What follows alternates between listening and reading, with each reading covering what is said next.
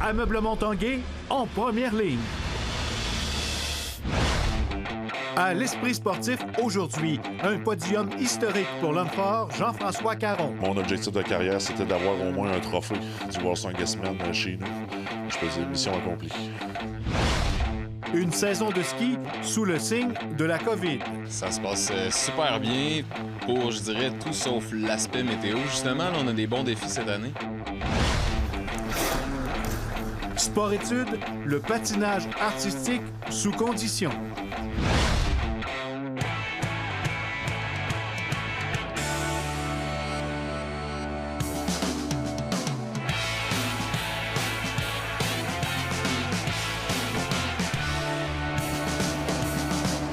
À tous, bienvenue à l'Esprit sportif. Le 15 novembre dernier en Floride, l'homme fort de Québec, Jean-François Caron, est entré dans l'histoire de la compétition mondiale des hommes forts en terminant sur la 3e marche du podium. Il devenait ainsi le premier Canadien à réussir l'exploit depuis le début de l'ère internationale de cette compétition. J.F. Caron of Canada.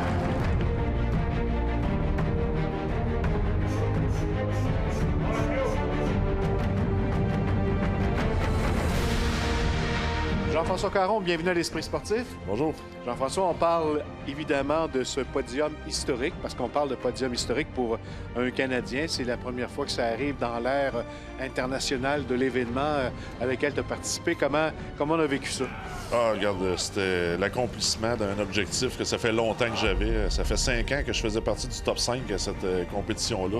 Mais malheureusement, sans avoir mis le pied sur le podium, je l'ai dit souvent en entrevue, que mon objectif de carrière, c'était d'avoir au moins un trophée du World Strongest-Man chez nous. Je peux dire mission accomplie.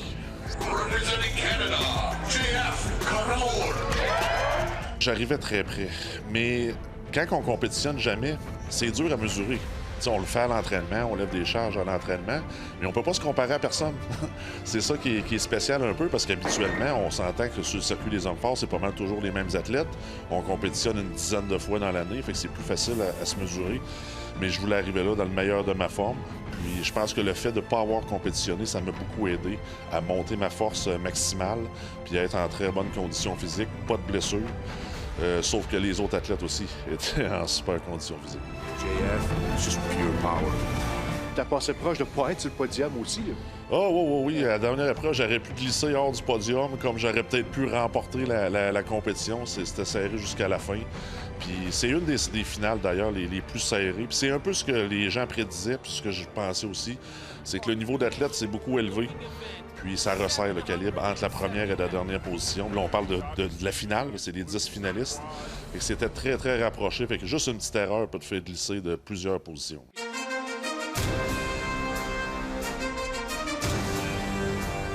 Cette 3e marche du podium-là, ça a quoi comme impact pour toi? Ah, ben, ce que ça m'a fait, c'est sûr que j'étais très content.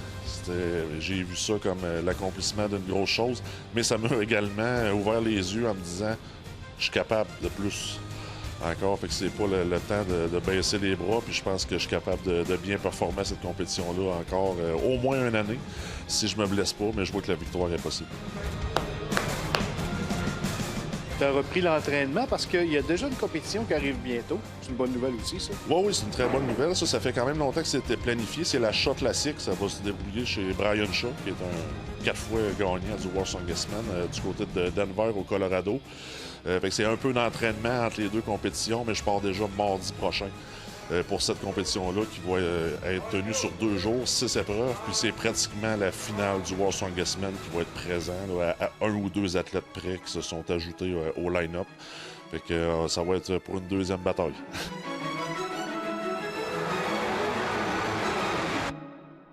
Maintenant, quand la température le permettra, les stations de ski pourront ouvrir leurs pentes.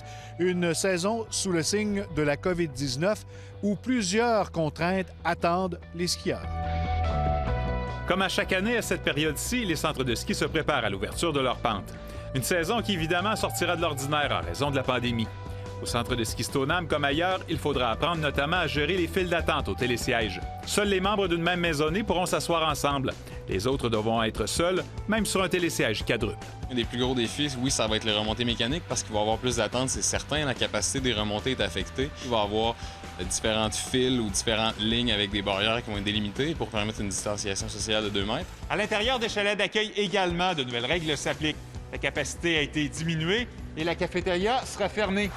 Les skieurs devront apporter leur propre collation.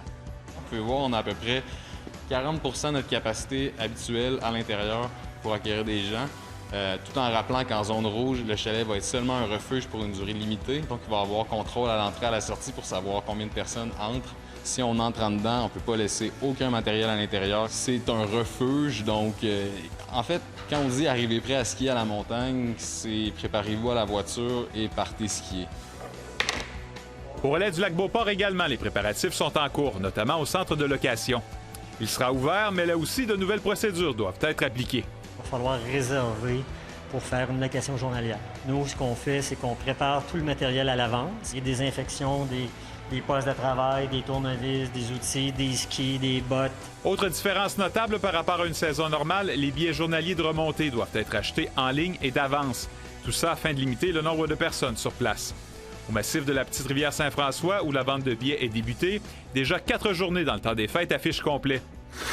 Malgré toutes ces mesures et contraintes, ces 2 skieurs se disent prêts à vivre avec ces règles. Pour ma part, moi, je mettais déjà mes bottes à la voiture. Là, je rentrais le moins possible dans le chalet. Peut-être plus aux remontées, oui. C'est un peu une préoccupation, mais encore une fois, c'est la première fois que ça arrive. Là, donc c'est sûr qu'on va souhaiter que ça soit pas si pire. Ils espèrent maintenant qu'une chose afin de pleinement profiter de cette saison particulière, c'est que Dame Nature fasse sa part en étant généreuse en termes de neige.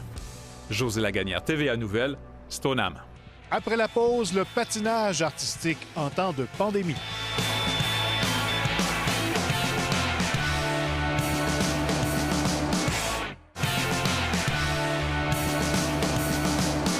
Comme on le sait, seuls les jeunes en programme sport-études peuvent pratiquer leur sport.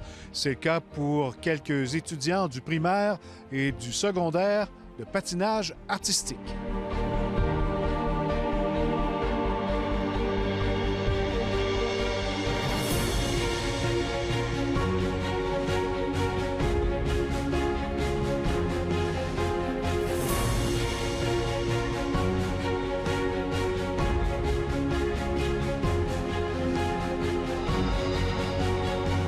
Catherine Paris, bienvenue à l'Esprit sportif. Bonjour. On parle de patinage artistique. Est-ce que la pandémie a été dure pour les patineuses et patineurs artistiques? Oui, très dur. Garder la motivation, c'est extrêmement difficile quand on ne sait pas exactement quand est-ce qu'on va compétitionner ou quand est-ce qu'on va avoir des tests ou tout simplement quand est-ce qu'on risque d'être arrêté de patiner.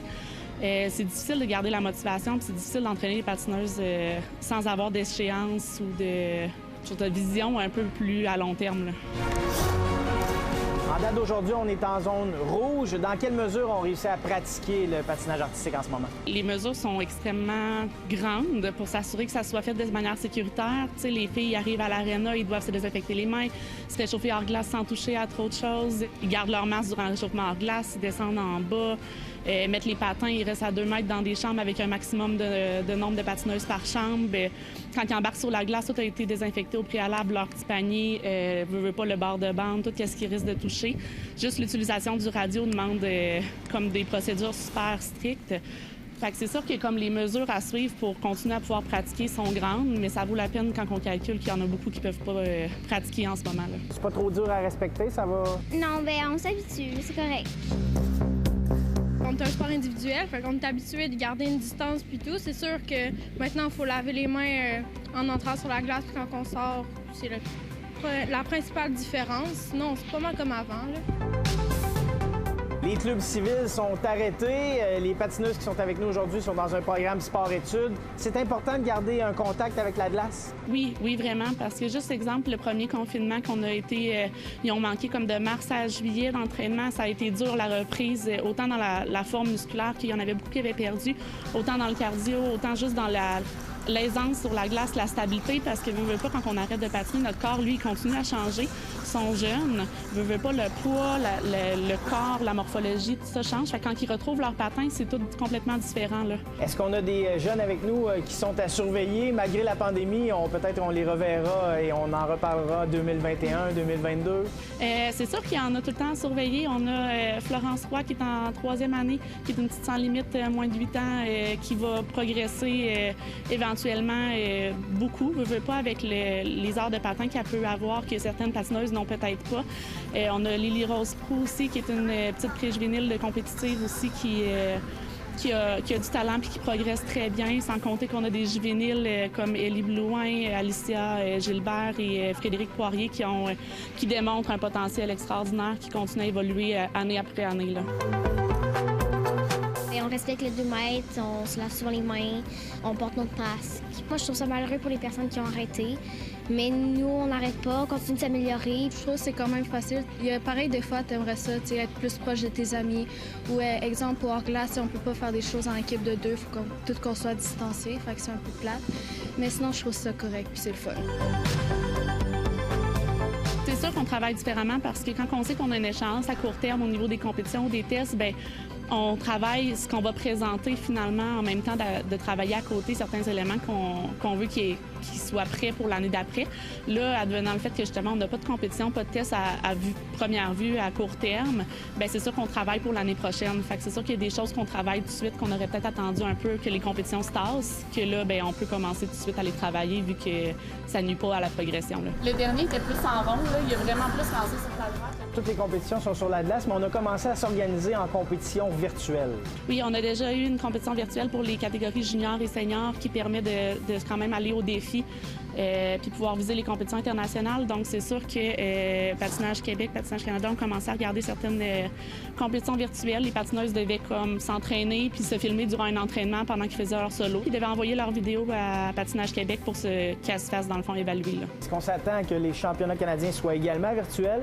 Toutes les possibilités sont là. Comme je sais que l'annonce de l'équipe du Québec a été annoncée hier, puis la première chose qu'ils ont dit, c'est qu'ils gardaient les vidéos secrètes pour pouvoir les garder d'un coup qu'ils auraient besoin de les fournir pour les défis. Donc, toutes les possibilités sont envisagées, là. On vous souhaite le meilleur pour la suite. Merci. Merci. Voilà, c'était l'Esprit sportif pour aujourd'hui. Soyez au rendez-vous demain. Bye-bye.